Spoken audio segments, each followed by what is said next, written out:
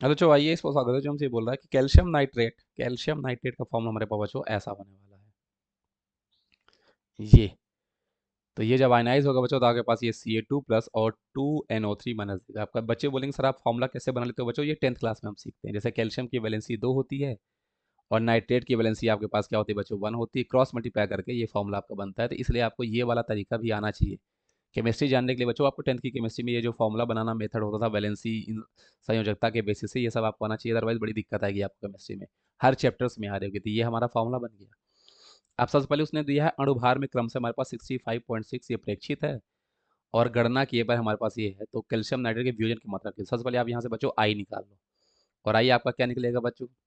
देखो, आप बस ऐसे ध्यान रखा करो कि आई की वैल्यू जब कभी भी कोई भी चीज़ वियोजित होती है तो एक से ज़्यादा होती है। तो बड़ी वैल्यू को आप ऊपर ले लो जो कि हमारे पास नॉर्मल होता है, और ये आपके पास एब नॉर्मल होता है जो कि प्रेक्षित 65.6 आपके पास है।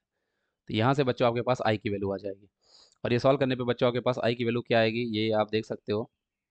यहाँ पे मेरे पास आई की जो वैल्यू आएगी 164 को हम भाग करेंगे 65.6 से, तो 2.5 हमारे पास बच्चों आई की वैल्यू आ गई।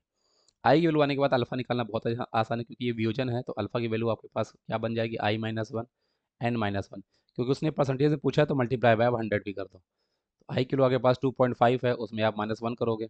और एन की वैल्यू क्या है बच्चों? देखो 3, एन हमें बताता है नंबर ऑफ आयंस आयनाइज होने के बाद। तो एक कैल्शियम है, 2 नाइट्रेट है, तो ये 3 रहा होगा। 3 - 1 आपके पास ये 2 बनेगा इंटू 100। अब ऊपर आपके पास 1.5 है, नीचे आपके पास बच्चों 2 है, और इंटू आप 100 कर रहे हो। तो ये आपके पास 0.75 बचेगा इंटू 100 मतलब 75%। तो ये आपका सही जवाब हो जाएगा। एक एक स्टेप बच्चों मैं आपको समझाने की कोशिश कर रहा हूँ। आई होप चीज़ें आपको समझ में आ रही होंगी। जिनको समझ में नहीं आ रही बच्चों आप कमेंट में बिल्कुल लिख सकते हो, है ना? सुझाव आप लिखो कि बच्चों कैसे आपको समझाया जाए। लेकिन ये चीज़ भी आपको ध्यान रखना है बच्चों कि जितनी आप प्रैक्टिस करोगे उतना आप सीखोगे। प्रैक्टिस आपको ही करनी है बच्चों, है ना?